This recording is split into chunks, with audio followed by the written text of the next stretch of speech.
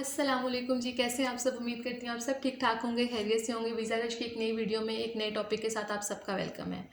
अच्छा जी, आज की वीडियो में मैं आपको बताऊंगी भी आपको टॉफिल देना है कि आइल्स देना है। अगर तो आपकी यूनिवर्सिटी में टॉफिल और आइल्स दोनों एक्सेप्टेबल हैं तो मैं आपको कहूँगी definitely you should go for IELTS test.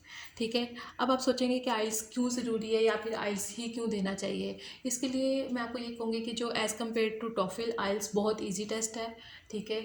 और इसका थोड़ा रिजल्ट लेट आता है। टॉफिल का ये होता है कि आपको इंस्टेंटली रिजल्ट मिल जाता है, लेकिन ये है कि आइल्स में कंप्यूटर बेस्ड भी होता है और पेपर बेस्ड भी होता है, और आपको डेफिनेटली मेरे ख्याल से कंप्यूटर बेस्ड में जाना चाहिए।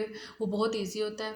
ठीक है। और इसके अलावा आपको जो स्पीकिंग सेक्शन में जाके वीडियो कॉल वाला ऑप्शन चूज़ करना चाहिए, ताकि कोई फॉरेनर बंदा आपकी वहाँ पे इन्वेस्टिगेशन के लिए मतलब हो। ठीक है। आपको पाकिस्तानी को जो हम यहाँ पे बैठ के या फिर अपने जो होम कंट्री है आपको उस मतलब ज़ुबान के बंदे को टेस्ट नहीं देना चाहिए, क्योंकि हमारे यहाँ पे आपको पता है जजमेंट वाला फैक्टर आ जाता है। अच्छा, तो जी मैं बात करूँगी सबसे पहले स्पीकिंग की कि आपने स्पीकिंग कैसे देना है। सबसे पहले तो मैं आपको एक ऐप प्रोवाइड करती हूँ जिसका नाम है बेबी कोड। ठीक है। आपने प्ले स्टोर पे जाएँ, वहाँ बेबी कोड लिखेंगे तो वहाँ पे आ जाएगा। वहाँ पे आपको रोज़ का एक मतलब वो देते हैं, पूरा टेस्ट होता है। ठीक है। तो आपको अंदाज़ा हो जाएगा कि भाई किस टेंस में बात हो रही है, किस तरह के क्वेश्चन आते हैं, और सिमिलरली इसी तरह के क्वेश्चन आते हैं, क्योंकि मैंने आपको बताया कि मैंने खुद ये टेस्ट दिया हुआ है। ठीक है। और आप रोज़ एक एक टेस्ट दें तो उससे आपकी काफ़ी प्रैक्टिस हो जाती है। ठीक है। दूसरा आपको मैं बात करूँगी कि आपने सेम टेंसेस को यूज़ करना है अपने आंसर्स में।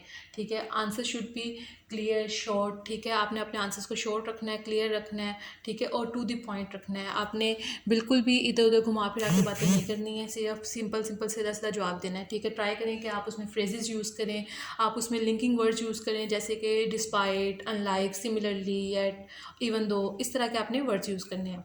ठीक है। तो ये हो गया था हमारा स्पीकिंग सेक्शन। उसके बाद आ जाती है लिसनिंग। अब जो टॉफिल की लिसनिंग है ना, वो बहुत मुश्किल है। वो कैसे मुश्किल है कि उसमें जो क्वेश्चंस आते हैं ना, एक तो बहुत लेंथी होते हैं और फिर दूसरा कॉन्सेप्चुअल होते हैं। ठीक है। भाई उसने फ़लाँ ने ये किया, इसका क्या मतलब हुआ, या फिर ऐसे किया तो उसका क्या निकला। इस तरह क्या होता है, बच्चा वहाँ पे कंफ्यूज हो जाता है और आपको पेस अपनी आप मेंटेन नहीं कर सकते फिर उसके साथ। ठीक है। जबकि आईएएस में जो होता है उसमें बहुत शॉर्ट होते हैं, और आपको ना पहले से पेपर दिया होता है, उसमें फिल द ब्लैंक्स हैं। आपको पता है कि यहाँ पे डेट ही आनी है, यहाँ पे नाम आना है, तो आपका माइंड पहले से अलर्ट होता है। आपको सिर्फ उन चीज़ों पे ध्यान देना होता है। तो लिसनिंग सेक्शन बहुत ही ईजी होता है आइल्स का। ठीक है। तो उसमें ऐसा कोई आपको टेक्निक की ज़रूरत नहीं है या कुछ भी।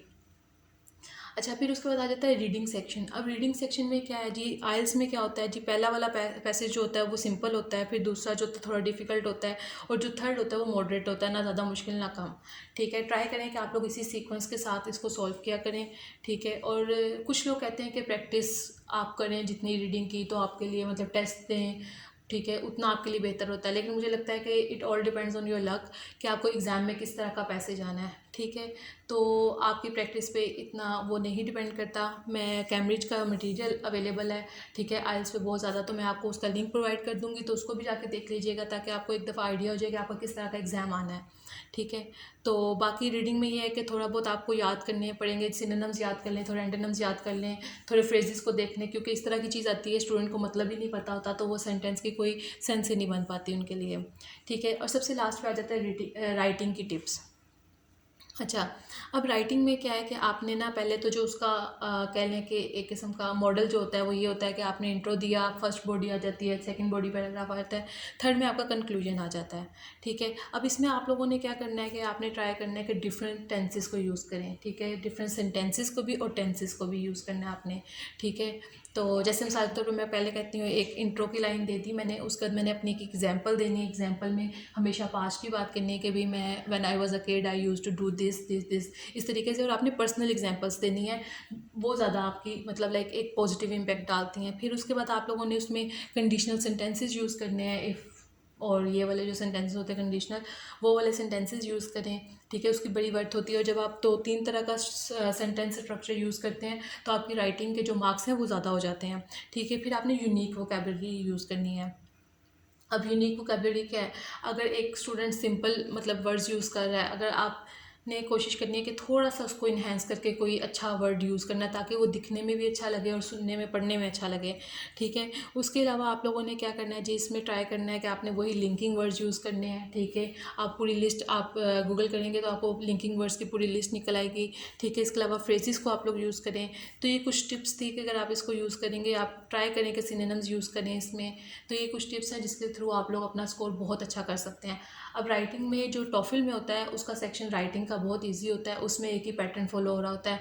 ठीक है, आप सिर्फ टेम्पलेट यूज़ कर लें। मैं 2 आपको चैनल्स बता दूंगी, अगर आप उनके टेम्पलेट भी यूज़ कर लेते हैं टॉफिल में, तो आपका स्कोर आराम सुकून से मतलब क्रॉस कर जाता है अच्छा खासा। मतलब जो 7 आइल्स में होता है उसमें आई थिंक सो आपके मार्क्स मतलब 24-25 तक आ जाते हैं। ठीक है, इजीली। तो ये थी एक छोटी सी वीडियो। अगर आपको पसंद आई है तो ज़रूर लाइक कीजिएगा, कमेंट कीजिएगा। अगर कुछ पूछना हो तो आप ज़रूर कमेंट्स कर सकते हैं। ठीक है, आई एम अवेलेबल हेयर। ठीक है, और अपना बहुत सारा ख्याल रखिएगा। Subscribe to my channel and do share it. Allah हाफिज़, टेक केयर।